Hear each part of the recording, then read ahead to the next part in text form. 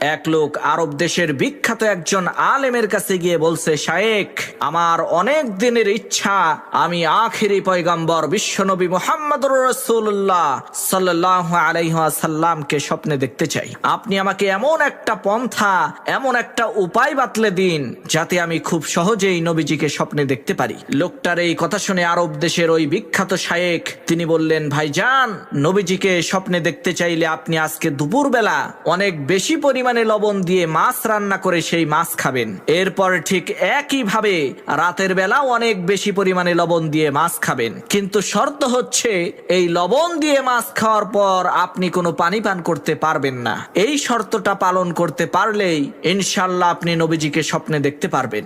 লোকটা আরবের ওই বিখ্যাত আলেমের কথা অনুযায়ী দুপুরবেলা লবণযুক্ত মাছ খেলো, আবার এদিকে রাতের বেলাও লবণযুক্ত মাছ খেলো, যার কারণে তার প্রচন্ড পরিমাণে পানি পিপাসা লাগলো।